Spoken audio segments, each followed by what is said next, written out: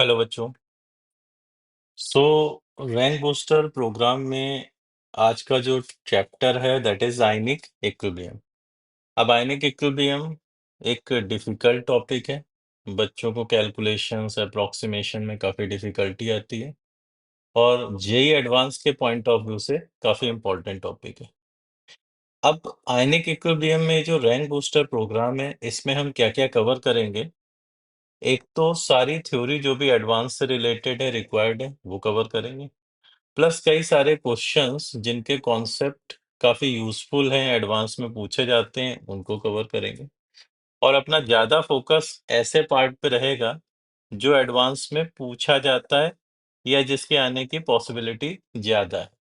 तो सारी चीजें इस पूरे प्रोग्राम में कवर होंगी। सो आयनिक इक्विलिब्रियम में अगर हम देखें तो कुल मिला के ये सारी चीजें कवर करते हैं कि इलेक्ट्रोलाइट्स क्या होता है, पोस्ट-वाल डाइल्यूशन लॉ क्या है, एसिड बेस थ्योरी अलग अलग जो रिक्वायर होती हैं कैलकुलेशन में, फिर आयनिक प्रोडक्ट ऑफ वाटर क्या है। ये सारी चीजें बिल्कुल बेसिक हैं। और इसके बाद pH calculation, salt hydrolysis, buffer, फिर इंडिकेटर, टाइट्रेशन, सॉल्युबिलिटी। अभी जो टाइट्रेशन है, टाइट्रेशन में बेसिकली ये सारी कैलकुलेशंस यूज में आ जाती हैं। तो जो जेईई एडवांस फोकस करता है वो ज्यादातर प्रॉब्लम्स अगर देखोगे तो टाइट्रेशन और सॉल्युबिलिटी प्रोडक्ट वाले प्रॉब्लम्स पे फोकस करता है। और क्योंकि इन्हीं में सारा कॉन्सेप्ट अगर ये देखें तो ये इंक्लूड होता है। तो मतलब मर्ज करके क्वेश्चन कुल मिला के पूछा जाता है, ऐसा समझ सकते हैं। सो बढ़ते हैं आगे, स्टार्ट करते हैं थ्योरी। सो देखो कि सबसे पहले जैसे हम बात कर रहे थे इलेक्ट्रोलाइट्स, यहाँ हम इलेक्ट्रोलाइट्स नहीं पढ़ेंगे लेकिन एक ब्रीफ में स्टेटमेंट तो बता ही दें कि इलेक्ट्रोलाइट्स जो हैं वो ऐसे सब्सटेंस हैं जो सॉल्यूशन में आयंस देते हैं। ऐसे सब्सटेंस जो सॉल्यूशन में आयंस प्रोवाइड करें, these are called as electrolytes. दो तरीके के इलेक्ट्रोलाइट हैं, स्ट्रॉन्ग इलेक्ट्रोलाइट, वीक इलेक्ट्रोलाइट। जो 100% आयनाइज होके आयंस प्रोवाइड करते हैं ऐसे सब्सटेंस हैं स्ट्रॉन्ग इलेक्ट्रोलाइट। सभी strong acids, strong bases and salts ये स्ट्रॉन्ग इलेक्ट्रोलाइट की तरह बिहेव करते हैं। और जो सब्सटेंस पार्शली आयनाइज होते हैं these are called weak electrolytes. तो सभी वीक एसिड्स, वीक बेसेस वगैरह ये वीक इलेक्ट्रोलाइट्स की तरह काम करते हैं। तो ज्यादातर कैलकुलेशन में वीक इलेक्ट्रोलाइट्स का इस्तेमाल होगा टॉपिक के अंदर, ठीक है ना। बाकी इसके एग्जांपल्स आप याद रखना, ये क्योंकि कई बार देख के आइडेंटिफाई करना पड़ेगा कौन सा स्ट्रॉन्ग है कौन सा वीक है। नाउ काम की चीज, ओस्टवाल्ड डाइल्यूशन लॉ।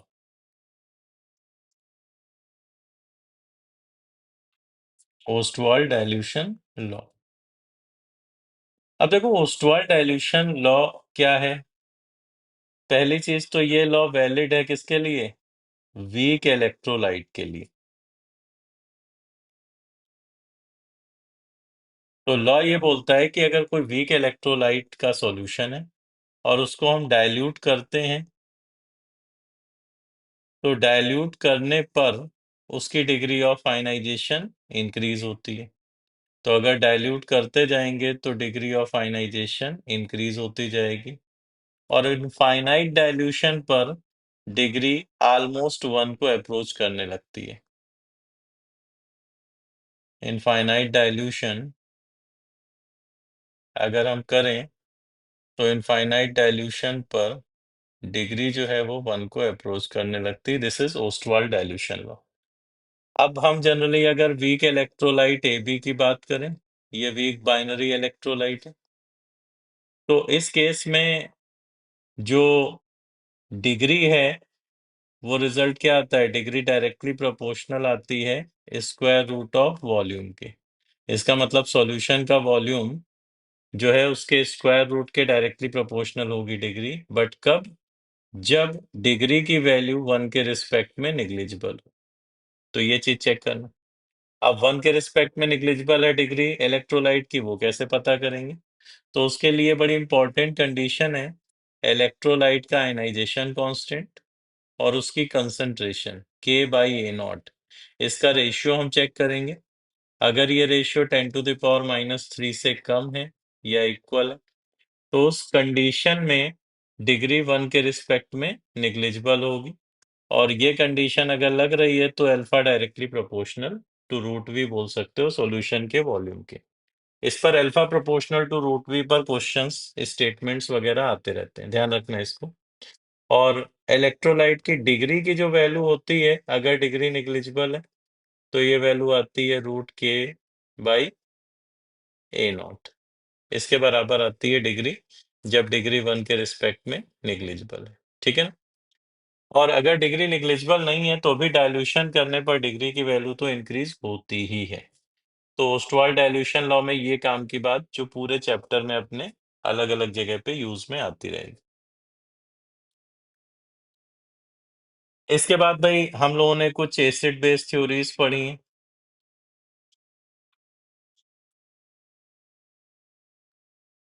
बात देखो बेसिक से ही स्टार्ट करनी पड़ेगी, फिर धीरे धीरे हम पहुंच जाएंगे एडवांस के लेवल पर। ठीक है ना? तो उसके लिए कंप्लीट लेक्चर देखना आपको जरूरी है, तो सारी चीजें उसमें कवर्ड मिलेंगी प्रॉपर तरीके से। एसिड बेस थ्योरी आपने पढ़ रखी है। इसमें जो ब्रॉन्स्टेड लोरी एसिड बेस थ्योरी है, ये सबसे काम की है। सबसे ज्यादा इसका यूज आता है आयनिक इक्विलिब्रियम में।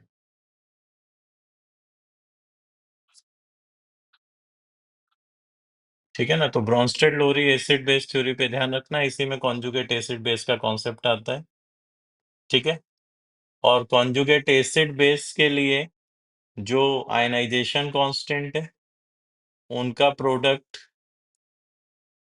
हमें पता है कि ये KW के बराबर हमें दिखेगा। मान लो कोई वीक एसिड है और उसका कॉन्जुगेट बेस है, तो इन दोनों के आयनाइजेशन कांस्टेंट जो है उसका प्रोडक्ट KW के बराबर दिखेगा, जो 10⁻⁻14 है रूम टेम्परेचर पर। तो यहाँ से आप ये भी देख सकते हो कि एसिड जितना स्ट्रांग होगा, कॉन्जुगेट बेस उतना वीक होगा, क्योंकि प्रोडक्ट तो इनका क्या है, कांस्टेंट। तो एसिड का के जितना बड़ा होगा, उसके कॉन्जुगेट बेस का के भी उतना छोटा होगा। एसिड जितना स्ट्रॉन्गर होगा, कॉन्जुगेट बेस उतना वीकर होगा। ठीक है?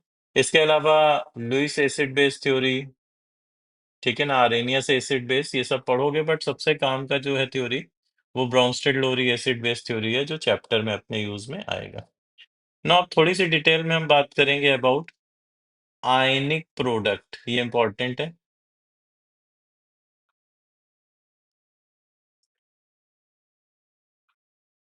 Ionic product of water. तो आयनिक प्रोडक्ट ऑफ वाटर को हम KW से रिप्रेजेंट करते हैं। हमें पता है कि H2 एक काफी वीक इलेक्ट्रोलाइट है। तो वीक इलेक्ट्रोलाइट है तो आयनाइज होके H+ और OH- आयन सॉल्यूशन में देता है, बट वेरी स्मॉल, क्योंकि काफी वीक इलेक्ट्रोलाइट है। और इसके आयनाइजेशन का ये जो प्रोसेस है, ये एंडोथर्मिक है, डेल्टा H पॉजिटिव है रिएक्शन का। तो आयनिक प्रोडक्ट बेसिकली इस तरीके से डिफाइंड है कि वाटर इक्विलिब्रियम पर जो भी H+ एंड OH- आयन दे रहा है, इन आयंस की कंसंट्रेशन का जो प्रोडक्ट है, that is called as ionic product. और इसकी वैल्यू कांस्टेंट होती है, इसको हम KW से रिप्रेजेंट करते हैं। और ये वैल्यू 10⁻⁻14 है रूम टेम्परेचर पर। ठीक है? और यहीं पर अगर इक्विलिब्रियम कांस्टेंट रिएक्शन का लिखें, तो हम इस तरीके से लिख सकते हैं KW upon concentration of pure H2O, that is 55.55 या 1000/18। तो ये आ जाएगा आपका 18/1000 इंटू KW। ये इक्विलिब्रियम कांस्टेंट है रिएक्शन का। अच्छा, हमें यहाँ पे एक चीज क्लियर दिख रही है कि अगर हम टेम्परेचर बढ़ाएंगे, तो टेम्परेचर बढ़ाने पर एंडोथर्मिक रिएक्शन फॉरवर्ड डायरेक्शन में मूव करती है। और एंडोथर्मिक रिएक्शन अगर फॉरवर्ड डायरेक्शन में मूव करेगी, तो उस केस में सॉल्यूशन में H+ आयन OH- आयन दोनों बढ़ेंगे। और H+ ion and OH- ion दोनों ही बढ़ेंगे, तो इन दोनों का प्रोडक्ट भी इक्विलिब्रियम पर इंक्रीज हो जाएगा। इसका मतलब टेम्परेचर बढ़ाने पे आयनिक प्रोडक्ट ऑफ वाटर की वैल्यू इंक्रीज होती है। वाटर हमें पता है कि न्यूट्रल है, उसके आयनाइजेशन से जितने H प्लस मिलते हैं उतने ही OH माइनस मिलते हैं। तो वाटर तो न्यूट्रल है, तो टेम्परेचर बढ़ाने पर भी न्यूट्रल ही रहेगा, ठीक है ना। टेम्परेचर बढ़ाने पे H प्लस जितने बढ़ेंगे उतने ही OH आयन बढ़ेंगे, तो बढ़ाने पर वाटर न्यूट्रल ही रहेगा, किसी तरह का कोई चेंज नहीं। But ionic product of water की वैल्यू इंक्रीज हो जाएगी, ठीक है ना। और कभी अगर डिग्री की वैल्यू पता लगानी हो, तो अगर यहाँ पे डिस्ट्रीब्यूशन करें कि कंसंट्रेशन इसकी A0 है, डिग्री अल्फा है, तो इसको हम A0 1 माइनस अल्फा लिख सकते हैं। H प्लस और OH ion A0 alpha A0 alpha, तो KW की वैल्यू A0 अल्फा का होल स्क्वायर है। यहाँ से हम कैलकुलेट कर सकते हैं अल्फा ऑल्सो, कि डिग्री ऑफ आयनाइजेशन वाटर की कितनी। ठीक है, तो ये तो पॉइंट हुआ अपना आयनिक प्रोडक्ट ऑफ वाटर का। नाउ इसके बाद पूरे चैप्टर में डिटेल में हमें कैलकुलेशन करनी है पीएच की। पूरे चैप्टर में जो डिटेल में कैलकुलेशन होगी दैट इज अबाउट पीएच। और पीएच इस तरीके से डिफाइन किया जाता है, minus of log activity of H plus. इस तरीके से पीएच डिफाइंड है, minus of log activity of H plus. यहाँ एक्टिविटी ऑफ H प्लस जो है that is some fraction into H plus concentration या H प्लस मोलरिटी, ठीक है। और हम जितनी कैलकुलेशन करते हैं उसमें बाय डिफॉल्ट सॉल्यूशन को डाइल्यूट एज्यूम करते हैं। तो फॉर डाइल्यूट सॉल्यूशन F जो है वो 1 को अप्रोच करता है, और F 1 को अप्रोच करता है तो एक्टिविटी ऑफ H प्लस जो है ये मोलरिटी ऑफ H प्लस के बराबर होती है। इसीलिए पीएच के फार्मूले में हम इस तरह से रिप्रेजेंट करते हैं, minus of log concentration of H plus ion, क्योंकि हम बात कर रहे होते हैं डाइल्यूट सॉल्यूशन के लिए, ठीक है। अब पीएच इस तरह से डिफाइंड है, और अलग-अलग सॉल्यूशन की अगर स्ट्रेंथ पता लगानी हो तो उसके लिए हम पीएच स्केल का यूज लेते हैं। पीएच स्केल बेसिकली 0 से 14 तक की स्केल है रूम टेम्परेचर पे, और इसका मिड पॉइंट है 7। मिड पॉइंट को हम न्यूट्रल पॉइंट भी बोलते हैं। अब अगर 7 से सॉल्यूशन की पीएच कम आ रही है किसी, तो सॉल्यूशन का नेचर होता है एसिडिक। ऐसे सॉल्यूशन में H प्लस आयन ज्यादा होते हैं OH के कंपैरिजन में, और 7 से अगर ज्यादा आ रही है तो इसको हम बोलते हैं बेसिक। ऐसे सॉल्यूशन में OH आयन ज्यादा होते हैं नंबर में H प्लस से, ठीक है ना। तो अगर 0 से 2 की रेंज में कोई सॉल्यूशन है तो काफी स्ट्रांगली एसिडिक सॉल्यूशन कंसीडर किया जाता है। 2 से 4 की रेंज में है तो इसको मॉडरेटली एसिडिक कंसीडर किया जाता है, और 4 से 7 है तो ये वीकली एसिडिक सॉल्यूशन कंसीडर होता है। सिमिलरली बेसिक रेंज में 7 से 10 है अगर, तो सॉल्यूशन को हम वीक बेसिक बोलते हैं। 10 से 12 है तो सॉल्यूशन को मॉडरेट बेसिक बोलते हैं, और 12 से 14 है तो इस सॉल्यूशन को हम स्ट्रांगली बेसिक नेचर का बोलते हैं। अब देखो, हमें ये पता है कि टेम्परेचर बढ़ाने पर तो KW की वैल्यू इंक्रीज होती है, और KW इंक्रीज होता है तो जैसे हमने पीएच डिफाइन किया है उसी तरह से हम टर्म एक लिख सकते हैं PKW।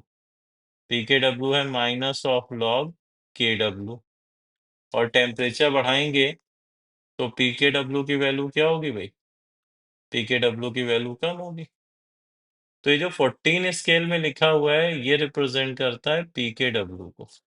तो टेम्परेचर जब बढ़ाओगे तो एंड पॉइंट जो 14 दिख रहा है वो डाउन साइड मूव करेगा, स्केल छोटी हो जाएगी, ठीक है ना। और ये जो मिड पॉइंट है 7, ये न्यूट्रल पॉइंट है जस्ट इसका हाफ, इसे हम बोल सकते हैं PKW/2। तो मिड पॉइंट जो है ये PKW/2 को रिप्रेजेंट करता है, तो मिड पॉइंट भी नीचे शिफ्ट होगा। दैट मीन्स कि टेम्परेचर अगर हम बढ़ाएं तो टेम्परेचर बढ़ाने पर न्यूट्रल पॉइंट भी 7 से नीचे जाएगा।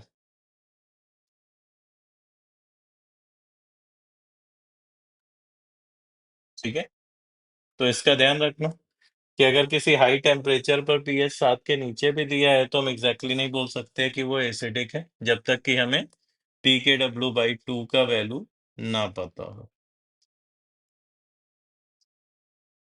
अब मान लो कोई सॉल्यूशन है कि बोल दिया कि HCl वाला सॉल्यूशन 2 मोलर है, तो 2 मोलर है तो उठा के ऐसे नहीं लिख देंगे कि पीएच इसका हो जाएगा -log 2। ये तो नेगेटिव आएगा।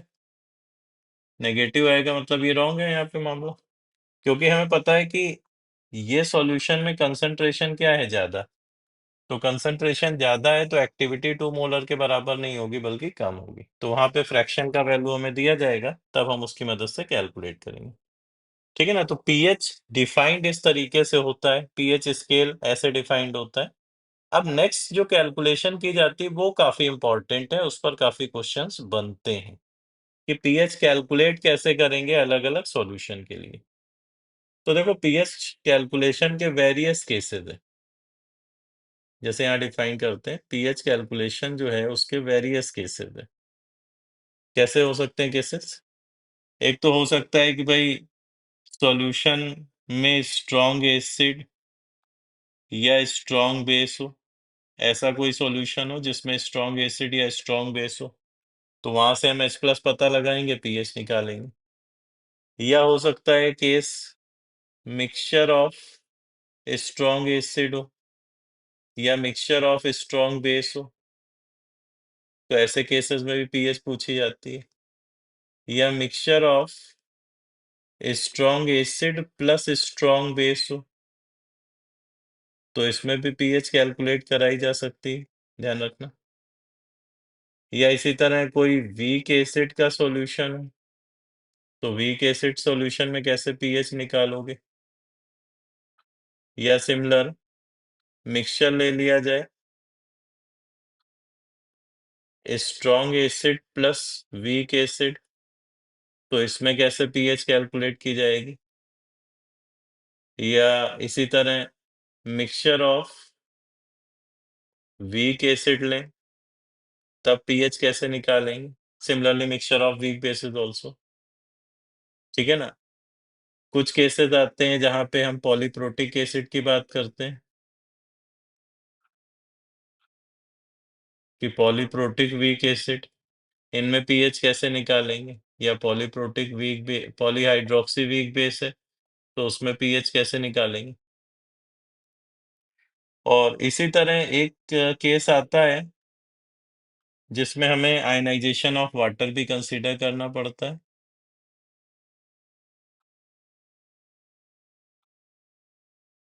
तो वहां पे पीएच कैसे निकालेंगे? भाई इसमें कई सारे केसेस तो बिल्कुल बेसिक हैं, तो उन पे ज्यादा बात करने का कोई मतलब नहीं है। तो अगर हम यहाँ बात करें तो एक केस वीक एसिड जो बड़ा कॉमन है, इस पर बात करेंगे। Mixture of strong acid weak acid पर बात करेंगे कुछ।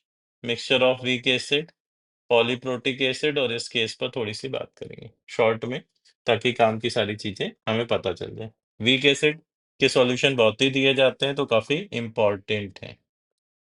अब जैसे मान लो वीक एसिड का केस लिया, सिमिलरली वीक बेस का, तो यहाँ पे हम वीक मोनोप्रोटिक एसिड कंसीडर कर रहे हैं HA टाइप, और इसका आयनाइजेशन कांस्टेंट है K, कंसंट्रेशन मान लो इसकी A0 मोलर है।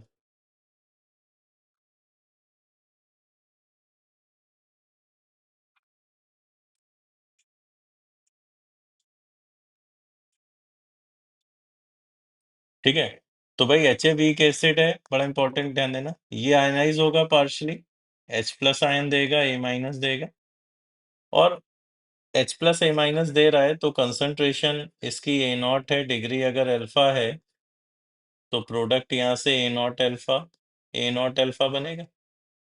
तो Ka की वैल्यू आयनाइजेशन कांस्टेंट की A0 alpha square upon 1 minus alpha लिख सकते हैं। अब हमें एक चीज याद है कि वीक इलेक्ट्रोलाइट के लिए डिग्री निगलेक्ट कैसे होती है, तो अगर हम ऑब्जर्व करें K/A0 और ये कंडीशन सेटिस्फाई कर दे, ये वाली, तो उस केस में 1 माइनस अल्फा की जगह हम लिख सकते हैं 1, और 1 माइनस अल्फा अगर 1 है तो अल्फा की वैल्यू रूट के इंटू ए नॉट आ जाएगी, जो ओस्टवाल डाइल्यूशन लॉ में हमने बात की थी। और H plus a naught alpha है, तो वैल्यू रखोगे तो रूट के इंटू ए नॉट आ जाएगा। तो अब बस ये ध्यान रखना है कि कोई भी वीक मोनोप्रोटिक एसिड है, हम सीधे उसका के अपॉन ए नॉट चेक करेंगे। सीधे हम ये चेक करेंगे, वीक मोनोप्रोटिक एसिड अगर दिख गया और ये कंडीशन चेक कर रहे हैं, सेटिस्फाई है, तो एच प्लस डायरेक्ट लिख सकते हैं रूट के इंटू ए नॉट। और अगर नहीं सेटिस्फाई है तो भाई हमें क्वाड्रेटिक सॉल्व करनी पड़ेगी कि अगर के अपॉन ए नॉट वाली कंडीशन नहीं सेटिस्फाई हो रही है तो फिर ये जो क्वाड्रेटिक बन रही है यहाँ पे, इसकी मदद से हमें सॉल्व करके निकालना पड़ेगा अल्फा। और देन एच प्लस हमें दिख ही रहा है इक्वेशन में कि ये ए नॉट अल्फा। ये काफी ज्यादा इंपॉर्टेंट है, मतलब इंपॉर्टेंट का मतलब ये नहीं है कि कठिन है, इसका यूज हर जगह तुम्हें दिखने को मिलेगा।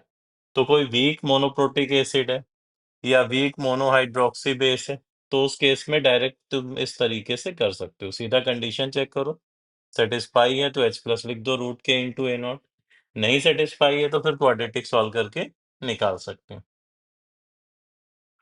इसी तरह अगर मान लो मिक्सचर हमें दिया जाता है strong acid plus weak acid, ये जेई एडवांस के लिए इंपॉर्टेंट है, तो हमारे पास एक सॉल्यूशन है जिसमें कोई स्ट्रॉन्ग एसिड सपोज HCl पड़ा है और एक वीक एसिड HA पड़ा है।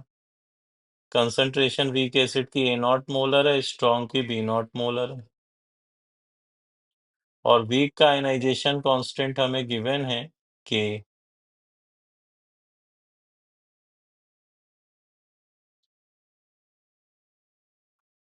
तो भाई वीक एसिड HA तो आयनाइज होगा क्योंकि वीक इलेक्ट्रोलाइट है, और ये देगा H प्लस और A माइनस। अब हमें पता है लीच एटलीस्ट प्रिंसिपल से कि H प्लस अगर बढ़ा दिया जाए तो रिएक्शन बैक जाएगी, और बैक जाएगी तो डिग्री की वैल्यू क्या होगी, कम। इसका मतलब अगर स्ट्रॉन्ग इलेक्ट्रोलाइट पहले से HCl पड़ा हुआ है तो वो H प्लस प्रोवाइड कर रहा है सॉल्यूशन में B नॉट, तो इसकी प्रेजेंस HA की डिग्री ऑफ आयनाइजेशन की वैल्यू क्या कर देगी, कम। तो मान लो डिग्री अल्फा है, तो हम लिख सकते हैं H प्लस बी नॉट तो स्ट्रॉन्ग एसिड से, और ए नॉट अल्फा नया बन गया, और ए माइनस अगर देखोगे तो ये ए नॉट अल्फा। तो यहाँ अगर चेक किया जाए तो ऐसे लिख सकते हैं कि के की वैल्यू जो आएगी, this is b naught plus a naught alpha into a naught alpha upon a naught one minus alpha, तो ये आ जाएगा। ठीक ना, तो ये तो आएगा, लेकिन हमें ऑब्जर्व तुरंत कर लेना है कि के अपॉन ए नॉट क्या हो रहा है, कंडीशन सेटिस्फाई कर रहा है कि नहीं। और के अपॉन ए नॉट अगर सेटिस्फाई कर रहा है तो वन माइनस अल्फा को तो हम वन लिख सकते हैं। तो यही इक्वेशन तुम्हें नजर आएगी कि k is b naught plus a naught alpha into alpha. फिर एक कंडीशन जस्ट और चेक कर लो, काम खत्म हो जाएगा कि क्या b naught greater than equal to a naught है। मतलब स्ट्रॉन्ग एसिड से आने वाला जो H प्लस है, स्ट्रॉन्ग एसिड से आने वाला H प्लस, क्या उसकी मोलरिटी वीक एसिड से ज्यादा है। अगर ज्यादा है तो तुम देखोगे अप्रोक्सीमेशन की b naught plus a naught alpha तुमको बी नॉट के बराबर ही नजर आएगा, ए नॉट अल्फा निगलेक्ट दिखेगा। तो अगर ये दो कंडीशन सेटिस्फाई कर जाती हैं तो समस्या खत्म। H प्लस की value b naught plus a naught alpha थी, जो कि हमें बी नॉट नजर आएगी। इसका मतलब वीक एसिड से आने वाला H प्लस ऐसे केस में नेग्लिजिबल होगा कंपेयर टू स्ट्रॉन्ग, मतलब कंपेयर टू स्ट्रॉन्ग एसिड। और H प्लस मतलब b naught plus a naught alpha की वैल्यू अगर बी नॉट है तो उस के वाले फार्मूले में रख के तुम चाहो तो अल्फा भी चेक कर सकते हो, दिस इज के अपॉन बी नॉट। ठीक है, तो अब जब भी स्ट्रॉन्ग एसिड वीक एसिड का मिक्सचर मिले तो सबसे पहले चेक करो क्या सेम सॉल्यूशन में उनकी कंसंट्रेशन क्या है, उनको हम बी नॉट ए नॉट से रिप्रेजेंट करेंगे। फिर तुरंत हम ये कंडीशन ऑब्जर्व करेंगे कि के बाई ए नॉट कितना है। अगर सेटिस्फाई हो रहा है प्रॉपर तो अगली कंडीशन चेक कर लो क्या b naught greater than equal to a naught है। अगर ये भी सेटिस्फाई है तो direct H plus b naught के बराबर लिखा जा सकता है। ठीक है ना, ऐसे केस में वीक एसिड से आने वाला H प्लस स्ट्रॉन्ग एसिड के कंपैरिजन में निग्लिजिबल होता है। क्लियर है पॉइंट? ये इंपॉर्टेंट केस है, ध्यान रखना, क्योंकि आगे आगे मिक्सिंग होती है, कई क्वेश्चंस अभी कराऊंगा मैं, तो उसमें ये सब चीजें यूज में अपने आ जाएंगी। इसके बाद एक केस और ले लेते हैं, रिजल्ट पे बात करेंगे वहां, कि मिक्सचर ऑफ वीक एसिड।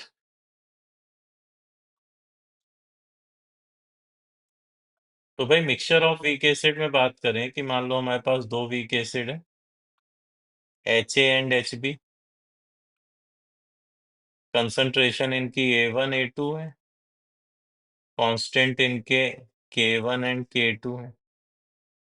तो उस केस में एक दूसरे पे ये कॉमन आयन इफेक्ट लगाते हैं और इफेक्टिव H प्लस नजर आता है हमें सॉल्यूशन में, square root K1A1 plus K2A2। ठीक है, बस एक चीज ऑब्जर्व रखनी है, ये एडवांस का मामला है क्योंकि, कि डिग्री ऑफ आयनाइजेशन निग्लिजिबल होनी चाहिए।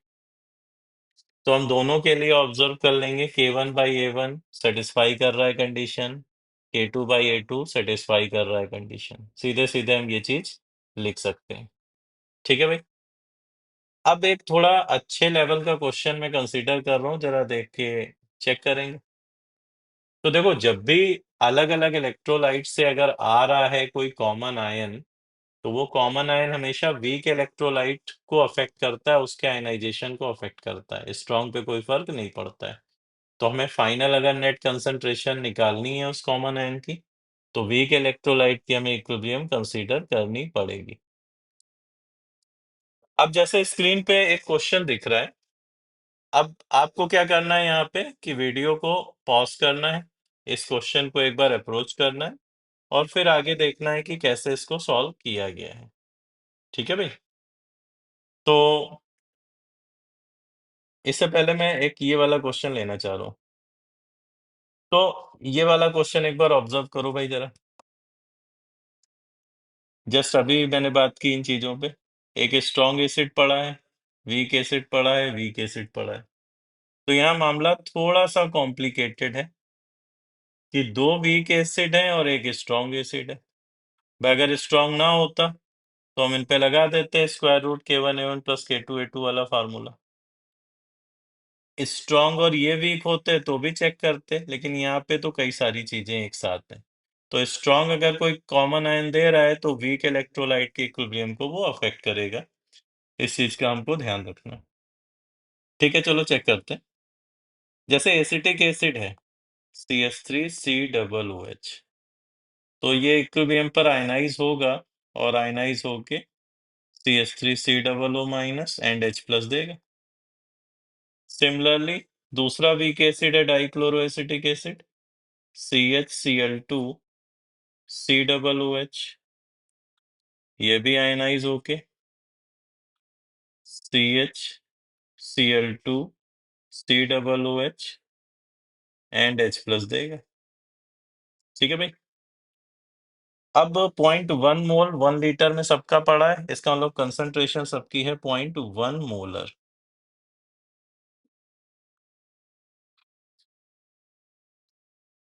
और स्ट्रॉन्ग इलेक्ट्रोलाइट के कारण H प्लस कितना है पहले से, वो भी 0.1 मोलर है, क्योंकि HCl की कंसंट्रेशन 0.1। अब मान लो पहला एसिटिक एसिड का आयनाइजेशन हुआ और इसमें से X चला गया सॉल्यूशन में, तो X सॉल्यूशन में चला गया तो ये X बनेगा, ये 0.1 पहले से था प्लस X बनेगा। दूसरा जो डाइक्लोरो एसिटिक एसिड है, इसका भी आयनाइजेशन होगा, मान लो इससे Y चला गया, अब Y चला गया तो Y ये बनेगा और Y यहाँ पे H प्लस बनेगा। अच्छा, अब H प्लस पहले वाले आयनाइजेशन से X बन रहा है, दूसरे वाले से Y बन रहा है, तो नेट तो X प्लस Y आया ना एक्स्ट्रा, तो हमें हर जगह वो नेट वैल्यू ही रिप्रेजेंट करनी पड़ेगी। तो नेट वैल्यू हम लिखेंगे X प्लस वाई।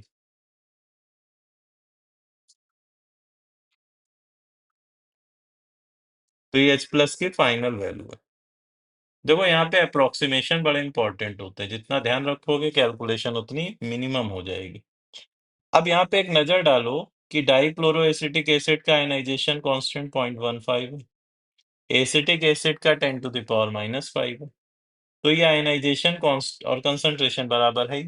तो ये वैल्यू आयनाइजेशन कांस्टेंट की ये दिखा रही है कि डाइक्लोरोएसिटिक एसिड के रिस्पेक्ट में इसका आयनाइजेशन तो नेग्लिजिबल होगा ना भाई एसिटिक एसिड का। और इसका आयनाइजेशन नेग्लिजिबल होने का मतलब क्या है? इसका आयनाइजेशन नेग्लिजिबल होने का मतलब ये है कि y जो है के कंपैरिजन में x की वैल्यू बहुत छोटी होगी। और अगर ऐसा है तो ये जो 0.1 प्लस एक्स प्लस वाई लिखा हुआ है ये एग्जैक्टली क्या है? ये 0.1 प्लस वाई के बराबर ही है। 0.1 प्लस वाई के बराबर है। तो देखो ये वाली वैल्यू भी 0.1 प्लस वाई है और ये H प्लस जो जहां भी लिखा है उसको 0.1 प्लस वाई लिखोगे। अब इक्विलिब्रियम सॉल्व करते हैं। जैसे सेकेंड का कांस्टेंट है 0.15 तो इसका के हम लिख लेते हैं इक्विलिब्रियम में कि this is y into 0.1 plus y divided by 0.1 minus y. अब देखो क्वाड्रेटिक तो बनेगी, कैलकुलेशन तो होती है, तो हमें इससे घबराना नहीं है। क्वाड्रेटिक इक्वेशन सॉल्व करनी है और y का वैल्यू निकालना है। ठीक है, तो y का वैल्यू यहाँ से लगभग आता है 0.15। अब y का वैल्यू 0.15 आ रहा है तो H प्लस की वैल्यू कितनी हो जाएगी? 0.1 प्लस वाई, सॉरी सॉरी, इसका एक गड़बड़ है। ये वैल्यू जो आएगी ये लगभग अपनी आती है y की वैल्यू 0.05 और ये 0.1 प्लस वाई है तो ये 0.15 के बराबर आएगा। और हमें पूछा गया है यहाँ पे व्हाट इज पीएच, तो पीएच हम minus of log H plus मतलब 0.15 यहाँ से सॉल्व करके निकाल सकते हैं। अब इसको हम चाहे तो log 3 का वैल्यू दिया है, ठीक है ना, तो उस फॉर्म में कन्वर्ट कर लेंगे और सॉल्व कर लेंगे। ठीक है, ऐसे ब्रेक कर लेंगे। माइनस लॉग 0.15 है तो इसको तो 1/100 कर ले रहे हैं और 30/2 15 को लिख ले रहे हैं। तो log 3 log 2 दोनों आ रहा है तो सॉल्व होके यहाँ से वैल्यू निकल आएगी। ये लगभग वैल्यू अपनी 0.82 के लगभग आती है। तो क्वेश्चन देखो अच्छा है। यहाँ पे समस्या क्या है क्वेश्चन की कि दो वीक एसिड और एक स्ट्रॉन्ग एसिड है, तो ना तो हम स्ट्रॉन्ग प्लस वीक वाला केस यूज कर सकते हैं डायरेक्ट, ना मिक्सचर ऑफ वीक एसिड वाला यूज कर सकते हैं। हमें इन दोनों वीक एसिड के इक्विलिब्रियम को सॉल्व करना पड़ेगा। तरीका देखो, अप्रोक्सीमेशन बड़ा इंपॉर्टेंट है, अदरवाइज दोनों वेरिएबल लेके सॉल्व करोगे तो काफी लेंदी कैलकुलेशन होगी और इसमें उलझ के हो सकता है आंसर ना ही आए। ठीक है ना, तो हमें ये नजर रखनी है कांस्टेंट्स की वैल्यू पे, जिससे हमें पता चलेगा डिग्री कितनी है, किसकी नेग्लिजिबल है किसकी नहीं है। पॉइंट क्लियर है? नाउ एक क्वेश्चन ये, ठीक है, एक क्वेश्चन ये वाला इस पर बात कर लेते हैं।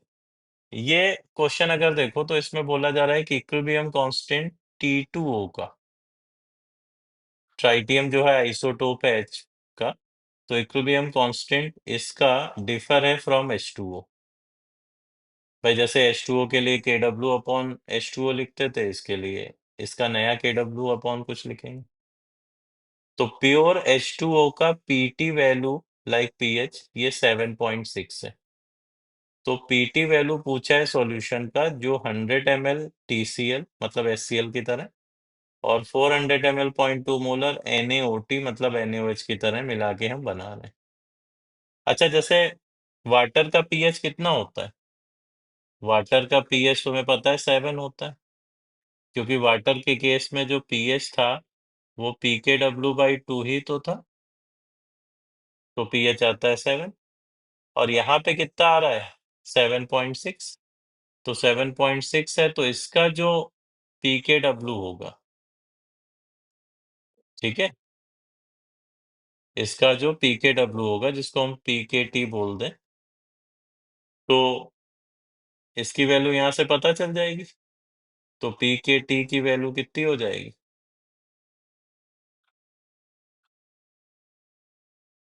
15.2। तो देखो सिमिलर टू पी के डब्ल्यू, यहाँ पी के टी की वैल्यू हमने निकाली। अब देखो यहाँ टाइट्रेशन किसका हो रहा है, रिएक्शन किसकी हो रही है? तो रिएक्शन हो रही है TCl प्लस NaOT। है सब कुछ वैसे ही, बस H की जगह T है। तो ये बच जा रहा है T2O प्लस NaCl। अब TCl जो लिया गया है वो 0.4 मोलर 100 ml है, मतलब 40 मिलीमोल। और NaOT जो है वो 400 ml 0.2 मोलर, मतलब 80 है। तो देखो ये लिमिटिंग है, फिनिश। ये 40 मिलीमोल बचा, T2O बनेगा 40, ये 40। तो ये मतलब एक तरीके से न्यूट्रल है, तो कोई भी सॉल्यूशन के पीटी को अफेक्ट नहीं करेगा, राइट? तो पीटी किससे अफेक्ट होगा? NaOT जो बचा है उससे अफेक्ट होगा। तो इसमें अगर NaOT की कंसंट्रेशन निकालें, ये NaOH की तरह स्ट्रॉन्ग इलेक्ट्रोलाइट है, स्ट्रॉन्ग बेस। तो ये 40 अपॉन टोटल वॉल्यूम हो गया। अब टोटल वॉल्यूम 400 प्लस 100 मतलब 500 है, ठीक है?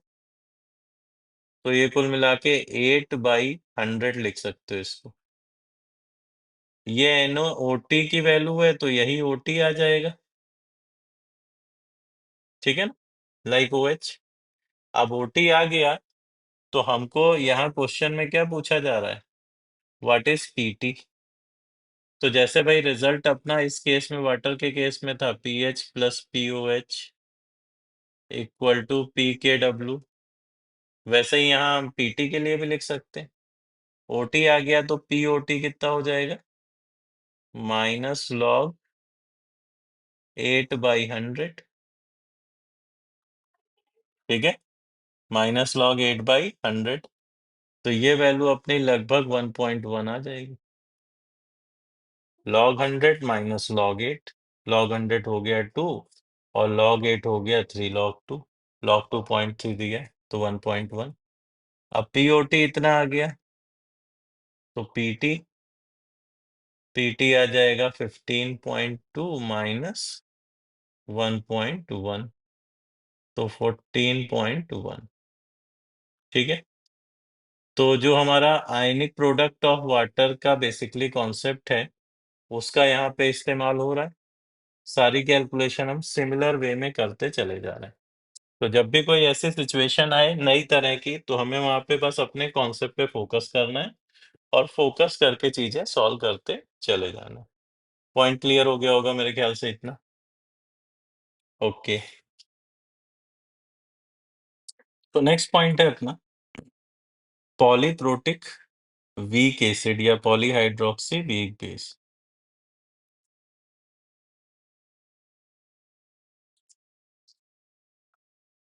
अप्रोच का तरीका देख लेते हैं, वैसे इजी है, कुछ नहीं। Polyprotic weak acid. अब देखो मान लो कि कोई हमारे पास एक वीक एसिड H3A है, ट्राइप्रोटिक वीक एसिड है। तो इसके कांस्टेंट K1 K2 K3 हमें पता होते हैं। लेकिन अगर देखोगे तो फर्स्ट H का जो आयनाइजेशन होता है उसके रिस्पेक्ट में सेकेंड H काफी कम निकलता है, सेकेंड के रिस्पेक्ट में थर्ड H काफी कम निकलता है। इसलिए कांस्टेंट्स का ऑर्डर इस तरह का हमें देखने को मिलता है कि K2 की वैल्यू K1 के रिस्पेक्ट में काफी छोटी है और K3 की वैल्यू K2 के रिस्पेक्ट में काफी छोटी है। तो अगर इसके आयनाइजेशन को लिखें तो इस तरीके से लिख सकते हैं।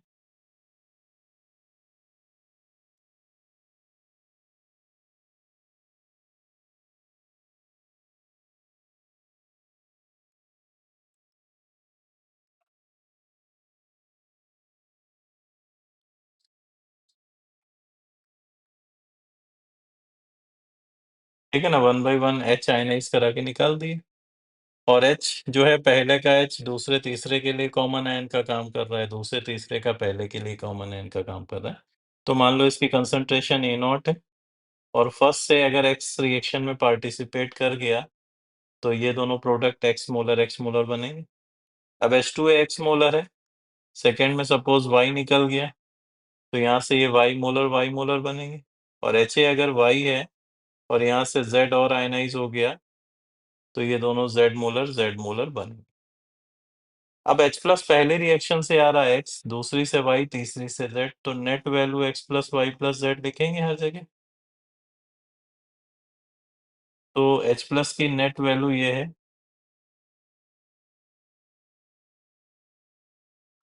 H2A जो है ये इफेक्टिवली x माइनस वाई तो बचा है, तो हर जगह हमें x माइनस वाई लेना पड़ेगा इक्विलिब्रियम पर बची value. Similarly HA y minus Z, तो ये इक्विलिब्रियम वैल्यूज हैं। अब देखो पहला आयनाइजेशन जो है उसके रिस्पेक्ट में सेकंड नेग्लिजिबल है, सेकंड के रिस्पेक्ट में थर्ड नेग्लिजिबल है। इस वजह से तुम्हें x के रिस्पेक्ट में y की वैल्यू काफी छोटी दिखेगी और y के रिस्पेक्ट में z काफी छोटा दिखेगा। तो कहीं भी अगर x plus y plus z दिख रहा है तो इसको हम अप्रोक्सीमेटली x लिख सकते हैं कि नहीं। x माइनस वाई दिख रहा है तो इसको अप्रोक्सीमेटली x लिखेंगे, और y माइनस जेड दिखेगा तो इसको अप्रोक्सीमेटली y लिखेंगे। पहला आयनाइजेशन कांस्टेंट है K1, दूसरा है K2, तीसरा है K3। तो K1 अगर अप्रोक्सीमेशन से लिखा जाए तो कितना लिख पाएंगे? H प्लस है x, H2A भी है x, तो x square upon a not minus x. इसी तरह K2 देखोगे तो ये आ जाएगा x y अपॉन एक्स, मतलब y के बराबर। और K3 देखें तो x z अपॉन y आ रहा है। अच्छा ये ध्यान रखना कि मान लो ट्राइप्रोटिक वीक एसिड है तो कोई भी हो यही तीन इक्वेशन तुम्हारी बनने वाली है। डाइप्रोटिक वीक एसिड है तो केवल ये दो इक्वेशन तुम्हारी बनेगी, और मोनोप्रोटिक है तो केवल यही इक्वेशन बनेगी। एक्स की जगह याद करो हम लोग ए नॉट अल्फा लिखते थे, ठीक है ना। तो अगर ये तीन इक्वेशन तुम्हारे दिमाग में है तो डायरेक्ट तुम कैलकुलेशन कर लोगे, कोई भी पॉलीप्रोटिक वीक एसिड का क्वेश्चन है। अब H प्लस की इफेक्टिव वैल्यू तो हमें x plus y plus z है जो कि h मतलब x के बराबर है। और x किससे आ रहा है? x तो फर्स्ट वाली इक्वेशन से ही आ रहा है ना। तो इसका मतलब अगर हमें h निकालना है केवल तो फर्स्ट इक्वेशन के अलावा रिक्वायरमेंट ही नहीं है हमें। और फर्स्ट की रिक्वायरमेंट है तो मोनोप्रोटिक की तरह कैलकुलेट करके h निकाल सकते हैं कि नहीं। और मोनोप्रोटिक की तरह कैलकुलेट करके h निकाल सकते हैं तो नोटिस करो कि हमें क्या चेक करना चाहिए। हमें K1 अपॉन ए नॉट की वैल्यू चेक कर लेनी चाहिए बस। और अगर ये कंडीशन सेटिस्फाई कर रही है तो काम बन जाएगा। H प्लस डायरेक्ट लिख सकते हो जैसे वीक मोनोप्रोटिक एसिड में लिखते थे, यहाँ पे √K1 इंटू ए नॉट। या डिग्री लिखनी है फर्स्ट वाली तो फर्स्ट डिग्री भी लिख सकते हो √K1 अपॉन ए नॉट, क्योंकि सेकेंड थर्ड रिएक्शन फर्स्ट के रिस्पेक्ट में निग्लिजिबली आगे जा रही है। तो इनकेस अगर तुम्हें कंडीशन सेटिस्फाई नहीं करती है तो फिर क्वाड्रेटिक सॉल्व करोगे, वहां से H प्लस निकालोगे। और अदर कोई आयन चाहिए, मान लो HA चाहिए, तो HA दिख रहा है y के बराबर है, y K2 के बराबर है, तो HA की वैल्यू निकालने के लिए सेकेंड इक्वेशन चाहिए। Z निकालना पड़ जाए मतलब A-3, तो फिर थर्ड इक्वेशन की भी रिक्वायरमेंट है। तो ये तीन इक्वेशन दिमाग में फिक्स कर लो, और ये फिक्स है तो तुम्हें बिना इतना सब लिखे डायरेक्ट तुम कैलकुलेट कर सकते हो। सारी चीजें तुम्हें दिमाग के अंदर नजर आएंगी कैलकुलेशंस। तो इस तरीके से कोई पॉलीप्रोटिक वीक एसिड है या पॉलीहाइड्रोक्सी वीक बेस है तो उसको हम अप्रोच करेंगे। एक और स्पेशल केस है, जरा उसको कंसीडर कर लें।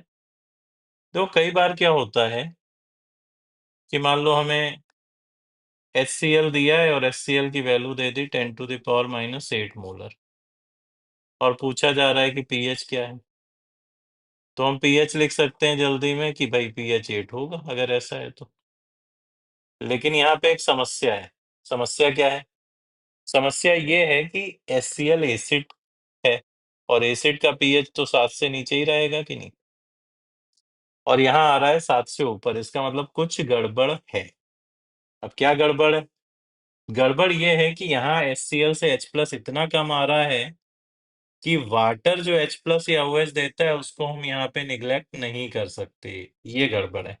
जबकि इससे पहले वाले केसेस में हमें वाटर के H प्लस को कंसीडर करने की जरूरत ही नहीं थी, बिकॉज वो H प्लस नॉर्मली जो एसिड या बेस जो दे रहा है OH उनके रिस्पेक्ट में निग्लिजिबल होते थे। तो ऐसे केस में आयनाइजेशन ऑफ वाटर हमें कंसीडर करना है। तो क्या कंडीशन होनी चाहिए मैथमेटिकली? तो देखो, अगर मान लो किसी एसिड की कंसंट्रेशन लेस देन 10⁻⁻6 मोलर जा रही हो, या बेस की कंसंट्रेशन लेस देन 10⁻⁻6 मोलर जा रही हो, तो इससे H प्लस निग्लिजिबली स्मॉल मिलता है। तो ऐसे में हमें वाटर का आयनाइजेशन कंसीडर करना चाहिए।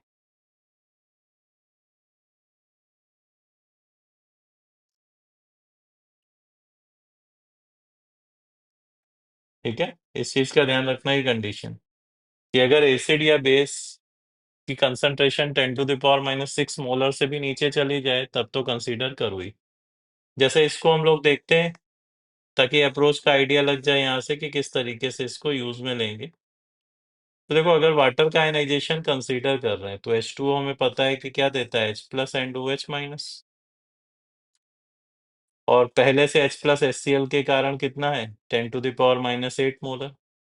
तो अब अगर वाटर आयनाइज होके X मोलर और दे रहा है H प्लस, तो नेट तो इतना हो जाएगा ना, और वाटर जितना H प्लस देगा उतना ही OH भी देगा।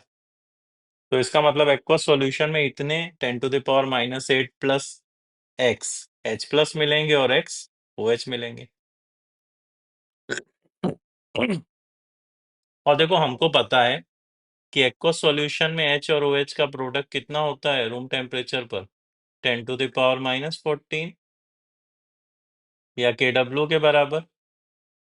तो यहाँ से हम ये वेरिएबल x निकाल सकते हैं, x² plus 10⁻⁻8x minus 10⁻⁻14 equal to 0। ये क्वाड्रेटिक बन रही है। तो यहाँ से हम x की वैल्यू फाइंड करेंगे और H प्लस लिखेंगे नेट 10⁻⁻8 प्लस x, और जिससे हम सॉल्यूशन की pH निकालेंगे। ठीक है, तो इस केस में हमें ऐसा ध्यान रखना पड़ेगा चीजों को, और बाकी वैल्यूज ऐसी दी जाती हैं कि इजिली सॉल्व होके निकल जाए। ठीक है भाई।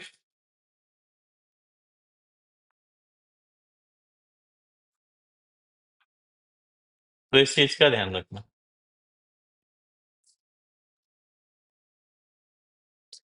Now next point is salt hydrolysis। अब देखो, सॉल्ट हाइड्रोलाइसिस क्या है कि सॉल्ट का जो वाटर से रिएक्शन, इसी को हम बोलते हैं सॉल्ट हाइड्रोलाइसिस।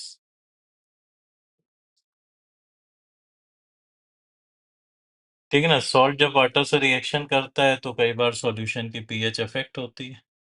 तो जो अलग अलग सॉल्ट हैं उनके सॉल्यूशन का पीएच क्या होगा, डिग्री क्या होगी, यही सारी कैलकुलेशन इस पार्ट में आती है। तो सॉल्ट हाइड्रोलाइसिस मतलब reaction of salt with water. अब देखो, सॉल्ट हाइड्रोलाइसिस जो कैलकुलेशन हम करते हैं, तो सबसे पहला कि जो मोनोप्रोटिक एसिड मोनोहाइड्रोक्सी बेस के सॉल्ट है लाइक HA प्लस BOH, सबसे ज्यादा क्वेश्चन इस पार्ट से ही पूछे जाते हैं। मोनोप्रोटिक एसिड मोनोहाइड्रोक्सी बेस के सॉल्ट, इनकी हाइड्रोलाइसिस कैसे होती है? तो देखो, ये सॉल्ट जब रिएक्शन करेंगे, मतलब ये जब एसिड बेस रिएक्शन करेंगे तो सॉल्ट इनका बनेगा BA एंड वाटर, और BA की वाटर के साथ जो रिएक्शन है रिवर्स, यही रिएक्शन है सॉल्ट हाइड्रोलाइसिस। इसका मतलब अगर नोटिस हम करें ध्यान से, तो ये बोला जा सकता है कि जो न्यूट्रलाइजेशन है उसका उल्टा हाइड्रोलाइसिस की रिएक्शन है।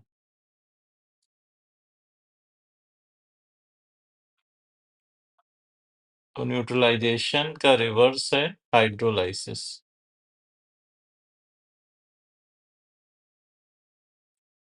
तो कई बार हाइड्रोलाइसिस कांस्टेंट जो है उसको हम KH से रिप्रेजेंट करते हैं, तो रिएक्शन में न्यूट्रलाइजेशन कांस्टेंट पूछ लिया जाता है। तो न्यूट्रलाइजेशन कांस्टेंट का मतलब है 1/KH। ठीक है। तो अब इस सॉल्ट पर हम थोड़ा सा डिटेल में बात करते हैं कि भाई क्या क्या चीजें हैं इस सॉल्ट की। तो मोनोप्रोटिक एसिड मोनोहाइड्रोक्सी बेस के सॉल्ट की अगर हाइड्रोलाइसिस करें तो इसमें कुल मिला के 4 पॉसिबिलिटी बनती हैं। पहली पॉसिबिलिटी तो है कि सॉल्ट जो है वो अगर स्ट्रॉन्ग एसिड और स्ट्रॉन्ग बेस से बना हुआ। पहली पॉसिबिलिटी है कि सॉल्ट कैसा हो, स्ट्रॉन्ग एसिड स्ट्रॉन्ग बेस का सॉल्ट हो। दूसरी पॉसिबिलिटी है कि सॉल्ट जो है वो स्ट्रॉन्ग एसिड उसमें इन्वॉल्व हो और वीक बेस इन्वॉल्व हो, स्ट्रॉन्ग एसिड वीक बेस से बना सॉल्ट हो। तीसरी पॉसिबिलिटी है कि सॉल्ट में भाई वीक एसिड हो और बेस स्ट्रॉन्ग हो।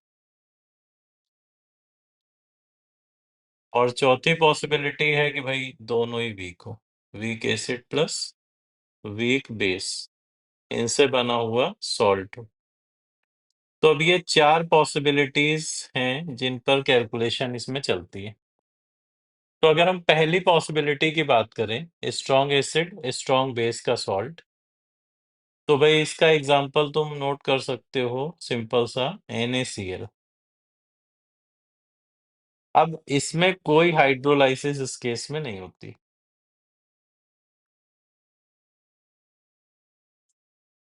ठीक है ना। इस केस में कोई हाइड्रोलाइसिस नहीं होती, तो सॉल्यूशन में अगर वाटर है केवल, तो ऐसे केस में सॉल्यूशन का पीएच क्या दिखेगा तुम्हें, 7। मतलब वाटर में अगर NaCl डालोगे तो उससे पीएच पे कोई फर्क नहीं पड़ेगा। क्यों नहीं पड़ेगा? क्योंकि इसमें ना तो कैटायन ना एनायन कोई भी वाटर से रिएक्शन नहीं देता। ठीक है।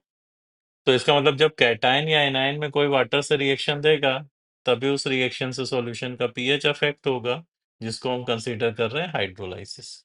अब जैसे स्ट्रॉन्ग एसिड वीक बेस का सॉल्ट है, तो सपोज स्ट्रॉन्ग एसिड HCl और वीक बेस अमोनिया लें, तो इनसे बना जो सॉल्ट तुम्हें दिखेगा वो अमोनियम क्लोराइड है। बड़ा कॉमन एग्जांपल है, कोई भी एसिड बेस ऐसे उठा सकते हो, सॉल्ट मिल जाएगा तुम्हें। अब इसमें क्या होता है कि Cl आयन तो हाइड्रोलाइज नहीं होता, NH4 आयन हाइड्रोलाइज होता है। तो इसके लिए पॉइंट ये ध्यान रखो कि किसी स्ट्रॉन्ग एसिड या स्ट्रॉन्ग बेस से आने वाला आयन, किसी स्ट्रॉन्ग एसिड या स्ट्रॉन्ग बेस से आने वाला आयन वाटर में हाइड्रोलाइज नहीं होता। स्ट्रॉन्ग एसिड या स्ट्रॉन्ग बेस से आने वाला आयन हाइड्रोलाइज नहीं होता। तो ऐसे आयन को कट कर दो, अदर आयंस जो है सॉल्ट में वो हाइड्रोलाइज होंगे। तो अमोनियम आयन की हाइड्रोलाइसिस होती है इसमें। तो सॉल्यूशन का नेचर, अमोनियम आयन एसिडिक है तो सॉल्यूशन का नेचर भी एसिडिक हो जाता है। और सॉल्यूशन का नेचर एसिडिक है तो इस केस में H प्लस आयन जो आते हैं इफेक्टिवली सॉल्ट के कारण, वो आते हैं root KH into A0। KH यहाँ हाइड्रोलाइसिस कांस्टेंट है और A0 कंसंट्रेशन ऑफ सॉल्ट है। और अगर हम देखें तो ये जो KH है हाइड्रोलाइसिस कांस्टेंट, इसकी वैल्यू क्या लिखते हो भाई, KW/KB। देखो जो भी वीक एसिड या बेस है उसके कांस्टेंट से KW को डिवाइड करो, ये टेक्निक है याद रखने की। KH क्या होगा, KW/KB। वीक बेस था ना, तो इसलिए KB। वीक एसिड होता तो Ka आ जाता। और KH आ गया, H प्लस आ गया। डिग्री ऑफ हाइड्रोलाइसिस अगर कंसीडर करना है तो ये रूट KH/A0 है। और ऐसे में सॉल्यूशन की जो पीएच का फार्मूला आता है उसको हम इस तरह से लिखते हैं, 7 minus half PKB plus log A0। तो इस सॉल्ट की अगर हाइड्रोलाइसिस करें तो ये सारी चीजें दिखेंगी। बट एक ट्विस्ट है कि ये जितने फार्मूला हैं ये तभी वैलिड है। ये सॉल्ट जो है बेसिकली क्या काम करता है, ये सॉल्ट काम करता है वीक एसिड की तरह। और वीक एसिड की तरह तो ये सारे फार्मूला तभी वैलिड हैं जब कंडीशन सेटिस्फाई करेगी इसकी, मतलब KH/A0 अगर 10⁻³ से कम है, ये वाली कंडीशन सेटिस्फाई है, तभी ये सारे फार्मूला वैलिड होंगे। नहीं सेटिस्फाई है तो आपको क्वाड्रेटिक सॉल्व करनी पड़ेगी और उससे सॉल्व करके निकालोगे। तो इस चीज का तो ध्यान रखना ही पड़ेगा भाई। सिमिलरली सॉल्ट अगर हम तीसरा कंसीडर करें, वीक एसिड स्ट्रॉन्ग बेस का, तो ये जो वीक एसिड स्ट्रॉन्ग बेस का सॉल्ट है, ये काम करता है वीक बेस की तरह, और वीक बेस की तरह तो पीएच 7 से ऊपर आता है, और पीएच 7 से ऊपर आता है तो वीक बेस का काम कर रहा है। तो OH आयन की कंसंट्रेशन अगर कंडीशन सेटिस्फाई कर रही है तो square root KH into A0 के बराबर आएगी, जैसे वीक बेस में आती थी। ठीक है, KH की वैल्यू वैसे ही लिख सकते हो, ट्रिक सिखाई है। क्या वीक है? एसिड, तो KW/KA। अल्फा निकालना हो तो वैसे ही सेम जैसे वीक बेस का आता है, तो यहाँ बेस का जो KB है वही KH लिख रहा हो। This is root KH/A0। Derivation पे नहीं जा रहे हो, सब पढ़ा हुआ है तुम्हारा। और पीएच इस केस में इसी चीज पे लॉग लेके निकालें अगर, तो 7 plus half pKa plus log A0। इसका मतलब अगर फार्मूला सेटिस्फाई कर रहा है ये, मतलब ये कंडीशन सेटिस्फाई कर रही, तो ये सारे फार्मूले काम करेंगे, अदरवाइज नहीं। ठीक है ना? अदरवाइज कैसे करना है हमें? अदरवाइज हमें करना है क्वाड्रेटिक सॉल्व करके। नाउ लास्ट केस जो इसका था, वीक एसिड वीक बेस का सॉल्ट, ये भी अच्छा केस है, इंपॉर्टेंट है। जैसे मान लो CH3COONH4 ले लिया सॉल्ट, तो ये वीक एसिड वीक बेस का सॉल्ट है। अब इस केस में हम ये बोल नहीं सकते कि ये एसिड का काम करेगा या बेस का, क्योंकि वो डिपेंड करेगा इन दोनों की हाइड्रोलाइसिस पे, कि कौन डोमिनेटिंग। जो भी डोमिनेटिंग होगा सॉल्यूशन का नेचर वो डिसाइड करेगा। तो यहाँ पे कैटायन और एनायन दोनों ही हाइड्रोलाइज होते हैं। जबकि इससे पिछले केस में अगर हम बात करें, तो मान लो एग्जांपल हमने पिछले केस का ले लिया CH3COONH4, सॉरी CH3COONA। तो यहाँ पे Na जो आता है वो स्ट्रॉन्ग बेस से आने वाला आयन है, कोई हाइड्रोलाइसिस नहीं होती। CH3COO माइनस वीक एसिड से आने वाला आयन है, उसकी हाइड्रोलाइसिस होती है, जिसकी वजह से सॉल्यूशन बेसिक नजर आता है। और लास्ट केस जो है वीक एसिड वीक बेस का, यहाँ दोनों ही हाइड्रोलाइज होते हैं। तो दोनों हाइड्रोलाइज होते हैं, तो मैं यहाँ रिजल्ट लिख रहा हूँ। अल्फा की वैल्यू जो आती है वो इफेक्टिव कुछ अप्रोक्सीमेशन के बाद √KH/1 प्लस √KH है अल्फा। H प्लस आयन जो इस केस में आता है, दिस इज √KW/K/KB। और लॉग लेके अगर pH निकालें तो pH है 7 plus half pKa minus pKb। ये pH की वैल्यू आती है। ठीक है ना? यहाँ पे हम एक अप्रोक्सीमेशन ले रहे हैं कि दोनों जो एसिड और बेस वाले पार्ट है, मतलब CH3COO माइनस और NH4 प्लस, दोनों की degree of ionization almost equal, odd ion effect के कारण। तो ये रिजल्ट याद रखना। अब इसमें एक खास बात है, ट्विस्ट, कि यहाँ पे कहीं भी चाहे H प्लस हो, चाहे डिग्री हो, चाहे पीएच वगैरह हो, कहीं भी कंसंट्रेशन का कोई टर्म नहीं आ रहा। इसका मतलब इस सॉल्ट के जो सॉल्यूशन हैं उनका H प्लस आयन कंसंट्रेशन या डिग्री, ये सब इंडिपेंडेंट होता है कंसंट्रेशन से। ठीक है ना? पीएच की वैल्यू या डिग्री कुछ भी लो, that is independent of concentration. मतलब कंसंट्रेशन 0.2 मोलर ले रहे हो और डिग्री सपोज इसकी आ रही है 0.1, कंसंट्रेशन 0.4 मोलर लोगे तो भी डिग्री वही रहेगी 0.1, कोई चेंज नहीं आएगा। इस चीज को ध्यान रखना। ठीक है ना?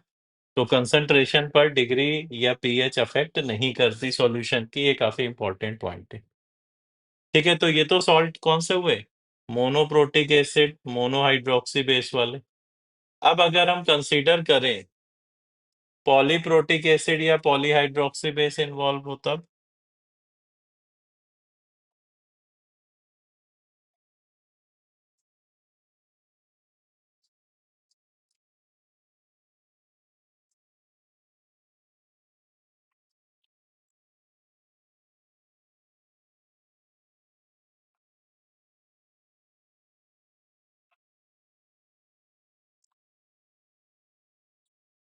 ये वाले कि जिनमें पॉलीप्रोटिक एसिड या पॉलीहाइड्रोक्सी बेस इन्वॉल्व हो, जैसे मान लो ZnCl2। अब ZnCl2 में देखोगे तो जिंक हाइड्रोक्साइड पॉलीहाइड्रोक्सी बेस है जो इन्वॉल्व है। या बहुत ही इंपॉर्टेंट एग्जांपल Na2CO3, इसमें अगर नोटिस करोगे तो H2CO3 और NaOH की हाइड्रो मतलब इससे बना हुआ सॉल्ट है। तो हम इस तरह के सॉल्ट कंसीडर कर रहे हैं। तो देखो एक चीज तो पता है कि स्ट्रॉन्ग एसिड या बेस से आने वाला आयन कोई हाइड्रोलाइसिस नहीं देता। तो फर्स्ट केस में Cl की कोई हाइड्रोलाइसिस नहीं होगी और सेकंड केस में Na की। तो बच रहा है इसके बाद यहाँ पे जिंक आयन। अब जिंक आयन पे दो पॉजिटिव चार्ज है तो ये वीक एसिड H2A के टाइप से ही काम करेगा। ये समझ लो कि वीक एसिड H2A के टाइप से ही ये वर्क करेगा। तो H2A मानते हुए सॉल्विंग की जा सकती है इसकी। ठीक है। और अगर इसकी हाइड्रोलाइसिस हम कराएं तो हाइड्रोलाइसिस कराने में यहाँ पे दिख रहा है कि ये जब डाइप्रोटिक की तरह काम कर रहा है तो वाटर से रिएक्ट करेगा, 1/1 हाइड्रोलाइसिस करेगा। तो H2O के साथ हमने रिएक्शन कराई तो ये बनाएगा ZnOH प्लस OH माइनस। और ये फर्दर अगर रिएक्ट करेगा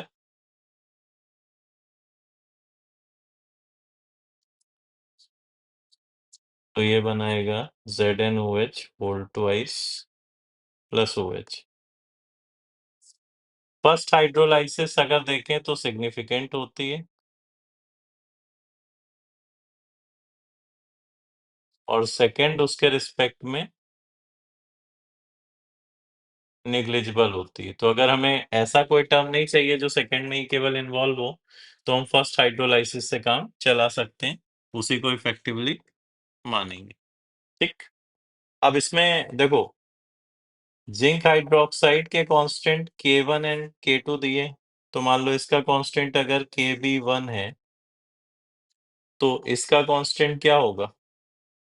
इन दोनों के कांस्टेंट का प्रोडक्ट हम क्या लिख सकते हैं? एक तरीके से कॉन्जुगेट के टाइप से काम करेंगे तो क्या लिख सकते हैं? Kb equal to Kw। तो इसका कांस्टेंट जो होगा वो Kw/Kb1 लिख सकते हो। लिखने का तरीका कांस्टेंट देखो KH कैसे लिखते हैं। और फर्स्ट रिएक्शन में अगर नोटिस करोगे तो इसमें पहला H तो जा ही चुका है, यहाँ सेकेंड H इन्वॉल्व है तो कांस्टेंट Kb2 होगा। तो इसका क्या होगा? Kw/Kb2 आएगा कि नहीं? तो यहाँ पे कांस्टेंट हम Kw/Kb2 लिख सकते हैं। तो इस तरीके से इसको हम अप्रोच कर लेंगे। पॉइंट में क्या से क्लियर है ये?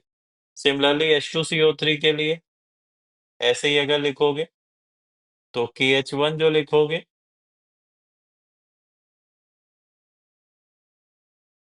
क्या लिखेंगे? Kw/Ka2 एसिड का। और KH2 लिखोगे तो क्या लिखोगे? Kw/Ka1। ठीक है। तो ये लिखने का तरीका ध्यान रखना। और बाकी ये डाइप्रोटिक एसिड की तरह ही है, H2A की तरह वीक एसिड, तो वही फार्मूले हम सारे यूज कर सकते हैं यहाँ भी। Point clear? जैसे मतलब इस केस में अगर हमें OH आयन लिखना हो, अच्छा एक छोटा सा एरर है इधर कि यहाँ पे ये H प्लस आयन आएगा सॉल्यूशन में। ठीक है। तो यहाँ पे अगर मान लो हमें H प्लस आयन लिखना हो तो H प्लस आयन हम सेम वैसे ही लिख सकते हैं अगर कंडीशन सेटिस्फाइड है, √KH1 × A0। कोई दिमाग लगाने की जरूरत नहीं, सब चीजें वैसे ही चल रही हैं जैसे पहले सीखी हुई हैं। एक छोटा सा पॉइंट और है, वो जरा देख के कुछ इस पे लेते हैं अच्छे क्वेश्चंस। एक पॉइंट ये है कि अगर कोई इनकम्प्लीट सॉल्ट हो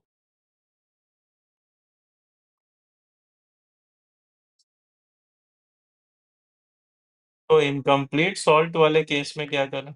जैसे मान लो NaHCO3 है। अब यहाँ पे समस्या क्या है कि दो चीजें होंगी, एक तो आयनाइजेशन भी होगा और दूसरा हाइड्रोलाइसिस भी।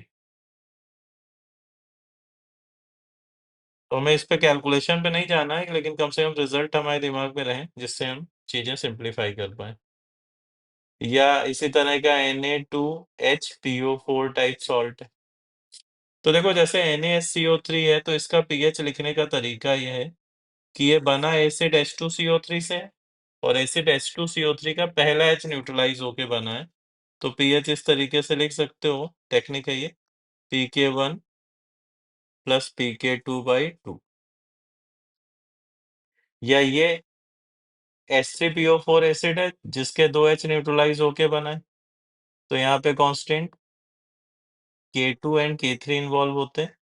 तो इसको अगर हम लिखें तो ऐसे लिख सकते हैं pK2 प्लस pK3/2, ये पीएच है सॉल्यूशन का। ठीक है ना? तो इस तरीके से इनको हम सॉल्व कर सकते हैं, तो इसका थोड़ा सा ध्यान रखना है। क्लियर है पॉइंट? अब जरा इस पर कुछ क्वेश्चंस हैं अच्छे, एक बार देखते हैं सॉल्ट में क्या क्या जेई में पूछा गया है और कुछ अलग टाइप के क्वेश्चंस। क्वेश्चन का तरीका अपना वही रहेगा, क्वेश्चन पे हम क्या करेंगे, पॉज करेंगे वीडियो और पहले क्वेश्चन को अप्रोच करेंगे और फिर उसके बाद फाइनली आंसर सॉल्यूशंस चेक करेंगे। ठीक है? जैसे स्क्रीन पर एक ये क्वेश्चन दिख रहा है, ये सिमिलर क्वेश्चन जेई एडवांस में काफी पहले आ चुका है, ऐसा अच्छा क्वेश्चन है। तो इसमें अगर देखें तो बेसिकली हो क्या रहा है कि वीक मोनोएसिडिक बेस है, सपोज BOH, इसको हम न्यूट्रलाइज कर रहे हैं HCl से, और HCl से न्यूट्रलाइज कर रहे हैं तो H प्लस आयन की कंसंट्रेशन इक्विवेलेंस पॉइंट पे पूछी, मतलब रिएक्शन जब कंप्लीट हो जाएगी, कंप्लीट हो जाएगी तो ये बन रहा है सॉल्ट BCl प्लस H2O। इसका मतलब रिएक्शन कंप्लीट होने पे ये सॉल्ट बनेगा। तो सॉल्ट की हाइड्रोलाइसिस से जो सॉल्यूशन का पीएच आएगा, H प्लस आएगा, वही हमें बताना है। तो ये सॉल्ट हाइड्रोलाइसिस का केस है। अब इसमें नोटिस करो तो बेस है वीक और एसिड है स्ट्रॉन्ग, तो ये जो सॉल्ट है वो स्ट्रॉन्ग एसिड वीक बेस का सॉल्ट है। अब हमें 2.5 ml 2/5 मोलर सॉल्यूशन दिया है वीक बेस का। इसका मतलब अगर कंसीडर करें तो 1 मिलीमोल है इसके, तरीका मिलीमोल वाला ही सही रहता है। दूसरा 2/15 मोलर HCl डाल के रिएक्शन करा रहे हैं। तो अगर 2/15 मोलर HCl डाल के रिएक्शन करा रहे हैं तो HCl के चाहिए तो हमें 1 मिलीमोल ही ना, ताकि रिएक्शन कंप्लीट हो। तो कितना वॉल्यूम HCl का मिलाएं कि 1 मिलीमोल आ जाए? मोलरिटी 2.5 2/15 मोलर है। तो नोटिस करो अगर 7.5 ml वॉल्यूम लिया जाए तो उसमें आ जाएंगे हमारे 1 मिलीमोल, और उस केस में रिएक्शन कंप्लीट हो जाएगी। तो ये सॉल्ट बना 1 मिलीमोल, और सॉल्ट 1 मिलीमोल, तो इसकी अगर कंसंट्रेशन निकालनी हो तो millimole upon total volume in ml, that is 10। तो ये आ जाएगा अपने पास 0.1 मोलर। इसका मतलब सॉल्ट जो बन रहा है वो 0.1 मोलर बन रहा है। अब हमें देखा भाई कि सॉल्ट है स्ट्रॉन्ग एसिड वीक बेस का, तो एसिड की तरह काम करेगा, तो H प्लस आयन हमने सीधे लिख ली सॉल्ट की कि भाई H plus ion square root KH into A0 हो जाएगा। लेकिन यहीं पे हमने गलती कर दी क्योंकि क्वेश्चन तो एडवांस का है, तो हमें कम से कम ये तो ऑब्जर्व करना चाहिए कि भाई KH अपॉन A0 कहाँ जा रहा है, क्या वो सेटिस्फाई कर रहा है? तो KH अपॉन A0 अगर चेक कर रहे हैं तो KH क्या लिखेंगे, वीक बेस है, KW/KB, that is 10⁻⁻14 upon KB 10⁻⁻12, और ये A0 है 0.1, तो ये वैल्यू कितनी आ रही है? ये वैल्यू आ रही है 0.1। तो क्या ये लेस देन इक्वल टू 10⁻³ है? बिल्कुल भी नहीं है। तो ये लेस देन इक्वल टू 10⁻³ नहीं है, इसलिए ये तरीका गलत है। तो हमें क्या करना पड़ेगा, बिल्कुल बेसिक अप्रोच लगानी पड़ेगी। जैसे सॉल्ट है BCl, तो तुमको पता है काम का तो B प्लस ही है जो हाइड्रोलाइज होगा। तो अगर B प्लस की ये सॉल्ट कैसा काम करेगा, वीक बेस की तरह। Oh sorry, strong acid weak base का सॉल्ट है, तो ये वीक एसिड की तरह काम करेगा। तो B प्लस वाटर के साथ हाइड्रोलाइज होगा और सॉल्यूशन में H प्लस देगा। तो इसकी कंसंट्रेशन 0.1 है, डिग्री की वैल्यू है अल्फा सपोज, तो ये 0.1 अल्फा 0.1 अल्फा। अब KH हमने निकाल ही लिया है, 10⁻⁻14 अपॉन 10⁻⁻12। इसको हम A0 alpha square upon 1 minus alpha लिख सकते हैं। ध्यान करो अल्फा 1 के रिस्पेक्ट में निग्लिजिबल नहीं है, तो ये क्वाड्रेटिक इक्वेशन बन रही है। और क्वाड्रेटिक बन रही तो ये बन रहा है 10 alpha square plus alpha minus 1 equal to 0, जिससे हम सॉल्व करके अल्फा निकालेंगे और अल्फा आएगा तो A0 अल्फा की वैल्यू आ जाएगी, राइट। तो कंसंट्रेशन जो H प्लस आयन की है, दिस इज A0 अल्फा, और A0 अल्फा जो यहाँ पे है वो आ रही है लगभग 2.7 इंटू 10⁻⁻2 मोलर। ठीक है, तो इसमें क्वेश्चन में क्या चीज है कि ये टाइट्रेशन कराओगे, फाइनली सॉल्ट की कंसंट्रेशन निकालोगे, लेकिन ये नहीं लगा देना है डायरेक्ट, अदरवाइज क्वेश्चन हो जाएगा रॉन्ग। इस चीज का ध्यान रखना, ये ट्रिकी क्वेश्चन है, जे एडवांस में ऐसा आ चुका है ऑलरेडी। तो हमें ये जब भी सॉल्ट का क्वेश्चन है तो कंडीशन जरूर चेक करनी है, तभी हमें फार्मूला अप्लाई करना है, नहीं तो ऐसे बेसिक से सॉल्व करके क्वाड्रेटिक से आंसर निकालना है। क्लियर है पॉइंट?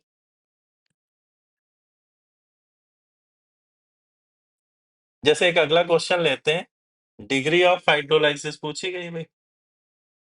सॉल्ट क्या है? सॉल्ट है K2CrO4। अच्छा, तुमको पता है कि K2CrO4 है सॉल्ट, तो K तो काम का है नहीं ना, क्योंकि स्ट्रॉन्ग बेस से आया है, तो बेसिकली CrO4 ही है। और तुम अगर नोटिस करो तो CrO4-2 दो नेगेटिव चार्ज है, तो ये BOH होल ट्वाइस की तरह ही तो काम करेगा, और BOH होल ट्वाइस की तरह काम करेगा, तो बस सॉल्व करके इसी तरह से हमें निकाल लेना है। तो देखो CrO4-2, और हमें ये भी पता है कि पहली हाइड्रोलाइसिस ही कंसीडर करने की जरूरत है, बिकॉज सेकेंड तो फर्स्ट के रिस्पेक्ट में नेग्लिजिबल होती ही है। तो ये सॉल्यूशन में हुआ 4 है।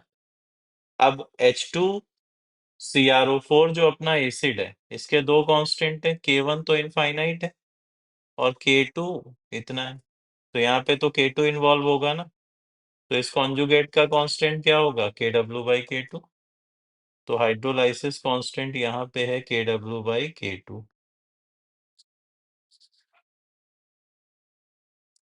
तो ये आ गया 10⁻⁻7/5। अब कांस्टेंट आ गया, कंसंट्रेशन इसकी दी गई है, तो हम एक बार जरा ऑब्जर्व तो कर लें।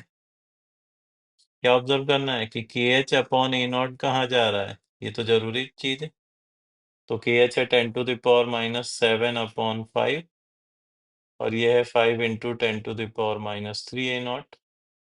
तो ये बन रहा है 10⁻⁻4/25। तो हमें ऑब्जर्व ही हो रहा है कि सेटिस्फाई करेगा कंडीशन, और हमें डिग्री पूछी गई है, तो डिग्री क्या लिख सकते हैं, रूट ऑफ KH1/A0, खत्म मामला।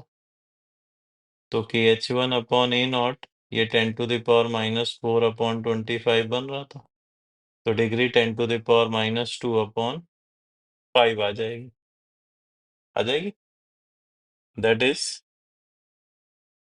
0.002। तो ये डिग्री की वैल्यू है। तो देखो इस तरीके से सॉल्व को अप्रोच करेंगे, हमें कहीं उलझने की जरूरत नहीं है, बिल्कुल स्मूथ प्रोसेस है। क्लियर है पॉइंट? नाउ एक क्वेश्चन और लेंगे, आइडिया तो लग ही गया होगा वैसे। अब ये वाला क्वेश्चन जो स्क्रीन पर एक दिख रहा है, इस क्वेश्चन में अगर देखो तो 10 ml 0.1 molar try basic acid H3A है, और इसको टाइट्रेट कर रहे हैं NaOH से। तो सेकेंड इक्विवेलेंस पॉइंट का मतलब क्या है? सेकेंड इक्विवेलेंस पॉइंट का मतलब है कि H3A कन्वर्ट हो जाए, 2H न्यूट्रलाइज हो जाए और ये कन्वर्ट हो जाए HA में। तो ये सेकेंड इक्विवेलेंस पॉइंट का मतलब। फर्स्ट इक्विवेलेंस पॉइंट का मतलब H3A H2A में बदलता। थर्ड इक्विवेलेंस पॉइंट या फाइनल उसका मतलब है H3A A में बदलता। ठीक है, तो सेकेंड इक्विवेलेंस पॉइंट तक ले जा रहे हैं। तो जैसे H3A है, सेकेंड इक्विवेलेंस पॉइंट तक ले जाओगे NaOH से टाइट्रेट करा के, तो इसका मतलब इसे HA में बदलना है। तो ये बन जाएगा फाइनली Na2HA और प्लस 2H2 और H3A जो है इसका मिलीमोल था 1, तो हमें NaOH के चाहिए 2 मिलीमोल और ये रिएक्ट करेंगे तो इससे बनेगा Na2A का 1 मिलीमोल। और Na2A का अगर 1 मिलीमोल बना तो हमें इस सॉल्ट को पहले आइडेंटिफाई करना है भाई कौन सा है। तो हमें नोटिस हो रहा है कि इसके पास अभी भी एक एसिडिक H है, इसका मतलब इनकम्प्लीट सॉल्ट है कि नहीं?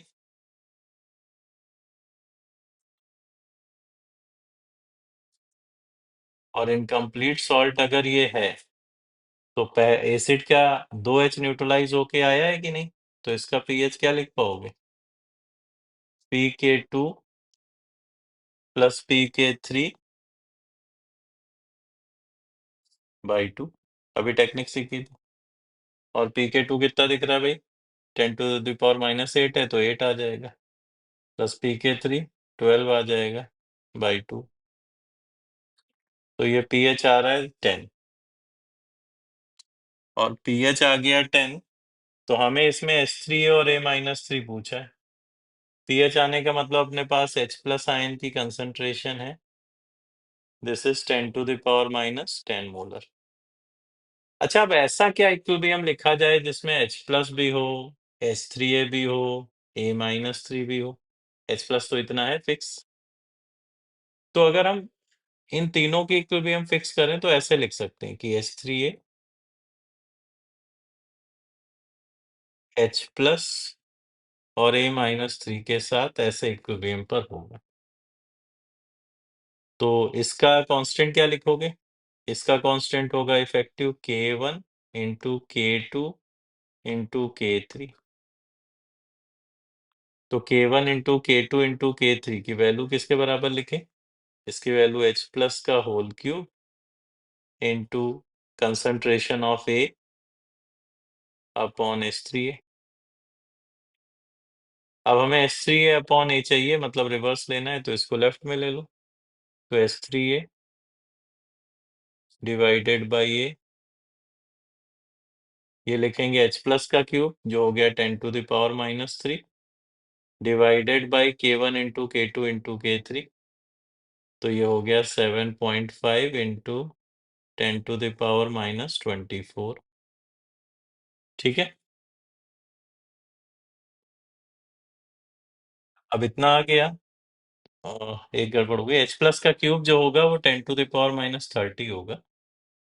तो 10⁻⁻30 और प्लस 24 ऊपर आ जाएगा, तो 10⁻⁻6 डिवाइडेड बाई 7.5।